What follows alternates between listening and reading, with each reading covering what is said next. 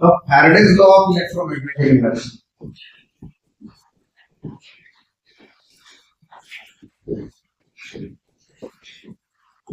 क्या है Faraday's law? सबसे पहले क्या बताना है कि जब भी सर्किट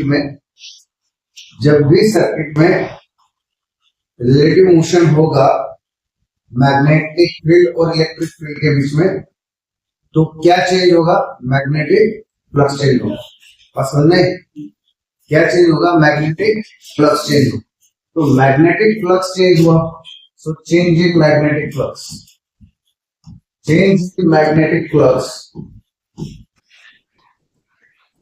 हुआ, और इसने क्या कर दिया? Change in magnetic flux induces EMF in a coil. ये सबसे पहला उसने लॉ दिया, यानी उसने क्या किया? उसने कॉइल में ईएमएफ किस वजह से इंड्यूस हुआ उसका उसने रीजन दिया फैराडे लॉ में। Cause of induction of EMF. पहला लॉ क्या बोल रहा है कि ईएमएफ क्यों इंड्यूस हो रहा है? क्योंकि मैग्नेटिक फ्लक्स चेंज हो रहा है। अब दूसरे लॉ में उसने क्या कहा? कितना ईएमएफ इंड्यूस होगा? दूसरे लॉ में वो बता रहा है induced EMF is directly proportional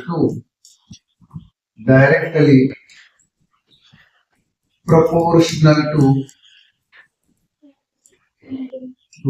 rate of change of magnetic flux।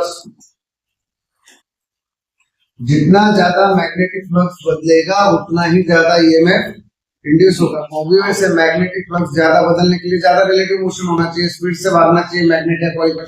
So EMF induced is directly proportional to rate of change of magnetic flux. Flux हमने फाई से रिप्रेजेंट किया है, तो ईएमएफ इंड्यूस जो हुआ उसका रीजन है डी फाई, और इसका जो रेट ऑफ चेंज है जितना ज्यादा रहेगा उतना ईएमएफ इंड्यूस ज्यादा रहेगा। इसी को बोलते हैं Faraday's law of electromagnetic induction. अब अगर हम इसको इक्वालिटी साइन में रखेंगे तो constant into d phi by dt, तो एक्सपेरिमेंटली इस कांस्टेंट की वैल्यू 1 आती है, इसलिए फैराडे के लॉ को हम directly E d phi by dt ऐसा लिखते हैं। d phi यानी change in magnetic flux, phi to minus phi 1, तो ये चेंज इन टाइम है। सो E is equal to phi 2 minus phi 1 upon t। ये Faraday's law of electromagnetic induction. क्या समझ में आया? सिर्फ इतना ही है। पहले लॉ में उसने कहा कि ईएमएफ क्यों इंड्यूस हुआ? Change in magnetic flux. दूसरे लॉ में उसने कहा कि कितना इंड्यूस हुआ? जितना ज्यादा मैग्नेटिक फ्लक्स बढ़ेगा उतना ही ज्यादा ईएमएफ इंड्यूस होगा। सो E is equal to d phi by dt, E is equal to phi 2 minus phi 1 upon t। ये आ गया Faraday's law of electromagnetic induction. अब हमें ऑलरेडी पता है कि magnetic flux is equal to magnetic induction into area. अभी तो हमने देखा, तो phi 1 is equal to P1 A1 और phi 2 is equal to P2 A2। अगर हम यहाँ इस तरह से लिखेंगे तो ये फॉर्मूला ऐसे हो जाएगा।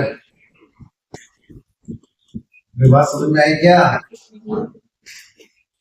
या फिर अगर हम इसको ऐसा लिखे d by dt, phi क्या है? PA आया ना, इसको प्रोडक्ट रूल लगाएंगे, first into derivative of second into derivative of first. तो हमें प्रॉब्लम में क्या कंडीशन दिए हैं उस हिसाब से हम लॉ को इक्वेशनली रिप्रेजेंट कर सकते हैं। एक बार अच्छे से पढ़ो Faraday's law of electromagnetic induction.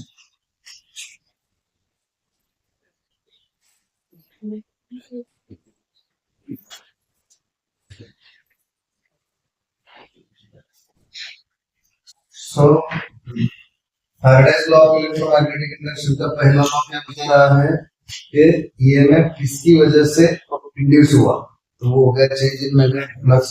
और सेकंड लॉ में हमें समझ रहा है कि कितना ईएमएफ इंड्यूस हुआ।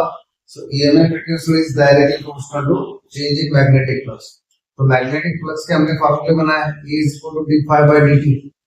phi है मैग्नेटिक इंडक्शन इनटू एरिया, तो product rule of derivative use किया, या फिर change in magnetic flux phi 2 minus phi 1 लिया, V2 A2 minus V1 A1। इस तरह से हमने ये Faraday's law of electromagnetic induction को बनाया। और अब यहाँ पे एक दिक्कत ऐसी है कि उसने कितना ईएमएफ इंड्यूस हुआ ये तो बता दिया, कितना ईएमएफ इंड्यूस होगा जितना ज्यादा मैग्नेटिक फ्लक्स बदलेगा उतना ही ज्यादा ईएमएफ इंड्यूस होगा, ये उसने बता दिया। पर ये जो ईएमएफ इंड्यूस है उसकी डायरेक्शन वो नहीं बता पाया, तो उसकी डायरेक्शन क्या होगी, क्योंकि अगर मान लो, देखो ध्यान दे, ये कॉइल, ये एमीटर और मैग्नेट इसके पास आया, टेम्पररी इसने रिफ्लेक्शन दिखाया, फिर रिलेटिव मोशन होते रहे, रिफ्लेक्शन दिखाते रहा। अब मान लो कि इस मैग्नेट के रिलेटिव मोशन के बाद यहाँ पे क्या इंड्यूस हुआ, ईएमएफ, मैग्नेटिक फ्लक्स बदला तो ईएमएफ इंड्यूस हुआ। अब ये जो इंड्यूस हुई ईएमएफ है, मान लो ये इसकी वजह से क्या प्रोड्यूस हो गया सर्किट में करंट।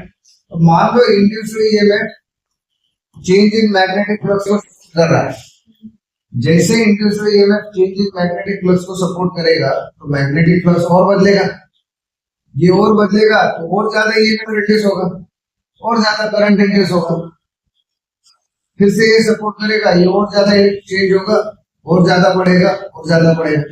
अब क्वेश्चन ऐसा है कि हमने चार्जेस कोई भी सप्लाई नहीं करे, एनर्जी कोई भी नहीं सप्लाई करी, फिर भी एनर्जी बढ़ गई, ये तो law of conservation of energy के अगेंस्ट है।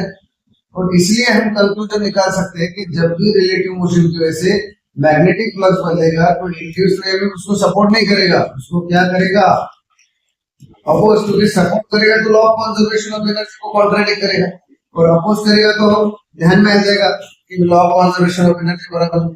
तो डायरेक्शन ऑफ इंड्यूस्ड ईएमएफ जिसने दी उसका नाम है length. So Lenz's law of electromagnetic induction, या लेंजेस लॉ को हम बोलते हैं modified Faraday's law.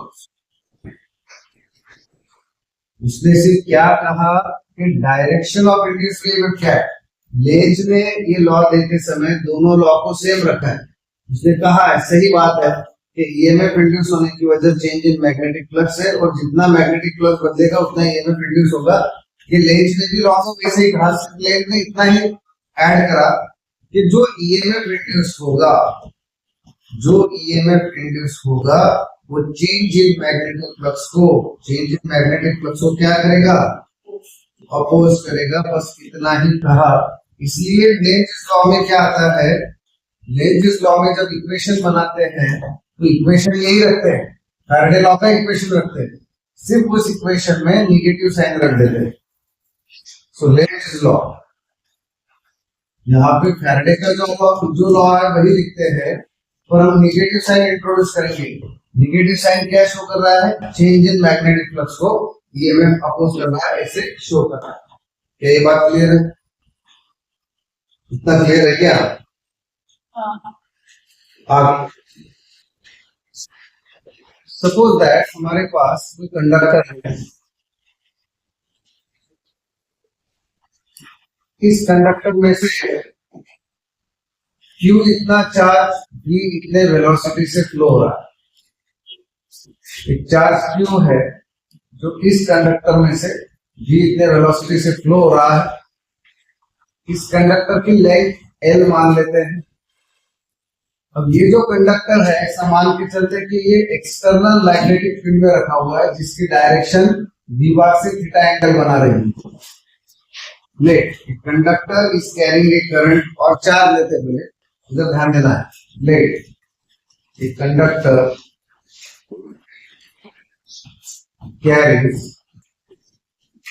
Charge Q with velocity V bar. ठीक है, एक कंडक्टर में से Q इतना चार्ज फ्लो हो रहा है, V बार इतनी स्पेस। लेट कंडक्टर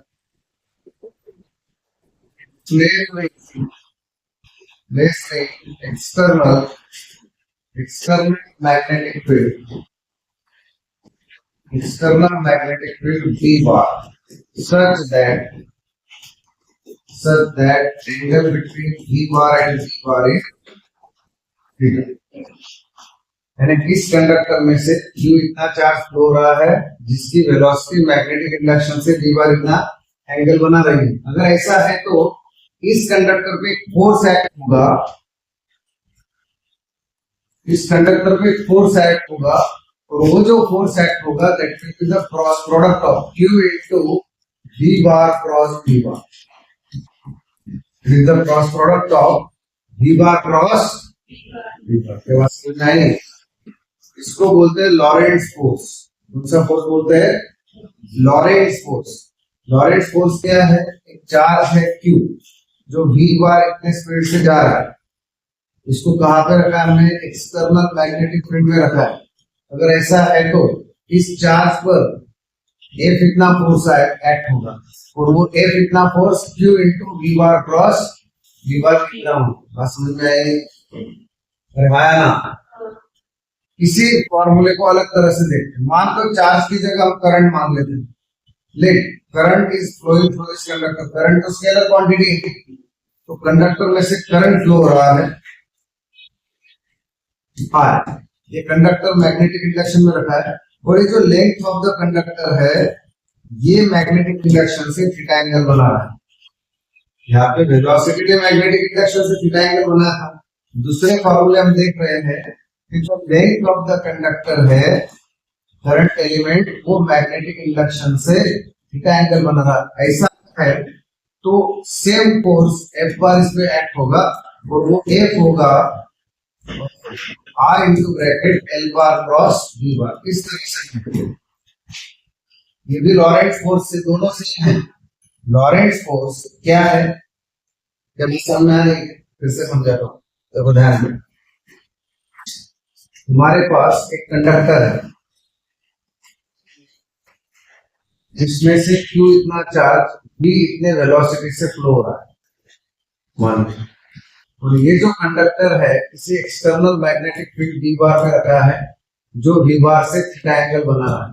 अगर ऐसा है तो इस कंडक्टर पे इन दोनों को परपेंडिकुलर फोर्स एक्ट होगा F बार, और वो F बार हम देंगे charge into cross product of velocity and magnetic induction. This is called as Lorentz force. इसी को हम अलग फॉर्मेट में लिख सकते हैं कि चार्ज फ्लो रहा है यहां से, इसका मतलब rate of flow of charge है। तो चार्ज फ्लो रहा है, इसका मतलब कि क्या फ्लो हो रहा है? करंट फ्लो हो रहा है। अब वेलोसिटी की जगह इस कंडक्टर की लेंथ जो L बार, उसका एंगल ले लेंगे। तो इसी फॉर्मूले को हम ऐसा लिख सकते हैं I into bracket L bar cross, दोनों ही सेम फॉर्मूले, दोनों को कहा जाता है लॉरेंट्ज फोर्स। व्हेनेवर एक charge is flowing through the conductor which placed in a magnetic field at an angle theta, then it is acted upon by force F bar, that is Q V bar cross V bar, और F bar is equal to I L bar cross V bar। तो magnitude में कैसा रखेंगे हम? Magnitude में ऐसा रखेंगे F is equal to Q V P sin theta, और F is equal to V I L sin theta. Sir, general formula for magnitude of force acting on the charge moving in a external magnetic field। एक charge है, जो charge external magnetic field में घूम रहा है, उस पर act होने वाला एक फोर्स, एक्सटर्नल मैग्नेटिक फील्ड में मूव करने वाले चार्ज। अब मैक्सिमम फोर्स कब लगेगा? तो थीटा 0 होना चाहिए। तो इसका मतलब जब चार्ज की वेलोसिटी और मैग्नेटिक इंडक्शन एक्सटर्नल एक ही डायरेक्शन में हो जाएंगे तो थीटा 0 हो जाएगा। तो साइन थीटा 0। जब मैग्नेटिक इंडक्शन और वेलोसिटी पैरेलल हो जाएंगे तो थीटा 0 हो गया ना इनका। थीटा 0 तो साइन 0 0, यानी कोई भी फोर्स काम नहीं करेगा। यानी जब चार्ज मैग्नेटिक फील्ड की दिशा में जाएगा तो उस पर फोर्स एक्ट नहीं होगा। अरे बात समझ आई कि नहीं? थीटा 0 हो जाएगा ना। जब भी चार्ज मैग्नेटिक फील्ड की दिशा में बढ़ेगा तो उस पर कोई फोर्स एक्ट नहीं होगा। पर अगर चार्ज मैग्नेटिक फील्ड को परपेंडिकुलर हुआ, यानी V बार जो है मैग्नेटिक फील्ड को परपेंडिकुलर हुआ, तो साइन 91 ये मैक्सिमम हो गया। तो FP क्या हो जाएगा? मैक्स PIL, और V मैग्नेटिक इंडक्शन चार्ज के वेलोसिटी को या magnetic induction length of the conductor को परपेंडिकुलर होगा तो मैक्सिमम फोर्स BIL और QEBX होगा। इसी से हमने अभी फॉर्मूला लिखा था थोड़ी देर पहले, B is equal to F/IL है बस। तो इसको बोलते हैं लॉरेंट्ज फोर्स। और एक इसमें इंपॉर्टेंट चीज है कि जो मूविंग चार्ज होता है, जो मूविंग चार्ज होता है वो मूविंग चार्ज, ये फिर थोड़ा अच्छे से लिखते हैं, ट्रेस चार्ज, जो चार्ज है ट्रेस होता है वो सिर्फ मैग्नेटिक, वो सिर्फ इलेक्ट्रिक फील्ड प्रोड्यूस कर सकता है, मैग्नेटिक फील्ड प्रोड्यूस नहीं कर सकता। जो चार्ज रेस्ट में है that can produce only electric field and not magnetic field, but जो चार्ज मूवमेंट कर रहा है, मोशन में है, तो वो चार्ज इलेक्ट्रिक फील्ड भी प्रोड्यूस करेगा और मैग्नेटिक फील्ड भी प्रोड्यूस करेगा। आई बात समझ में? मैग्नेटिक फील्ड कितना प्रोड्यूस करेगा? Q इनटू ब्रैकेट V बार क्रॉस V बार, जो मूविंग चार्ज है, और इलेक्ट्रिक फील्ड प्रोड्यूस करेगा Q इनटू E बार। आई बात समझ में? अरे क्लियर हो रहा है क्या? ये फोर्स है, मोशन, जब ये मोशन में आएगा तो मैग्नेटिक फील्ड प्रोड्यूस करेगा तो इतना फोर्स इस पे काम करेगा। जब इलेक्ट्रिक फील्ड में आएगा तो इतना फोर्स इस पे इलेक्ट्रिक फोर्स काम करेगा। यानी जब मोशन में रहेगा तो इलेक्ट्रिक और मैग्नेटिक फील्ड दोनों बनेंगे, तो net force in this case equal to magnetic force plus electric force. इसी को मेनली बोलते हैं लॉरेंट्ज फोर्स। ये बात समझ में आई? अरे कुछ नहीं है, एकदम सिंपल। जब भी चार्ज मोशन में होगा तो मैग्नेटिक फील्ड और इलेक्ट्रिक फील्ड दोनों प्रोड्यूस करेगा, और अगर ऐसा होगा तो उस पर मैग्नेटिक फोर्स और इलेक्ट्रिक फोर्स एक्ट होगा। मैग्नेटिक फोर्स इतना, इलेक्ट्रिक फोर्स इतना, सो रिजल्टेंट फोर्स दोनों के एडिशन करेंगे। अरे बात समझ में आई क्या? देख लो अच्छे से प्रॉब्लम।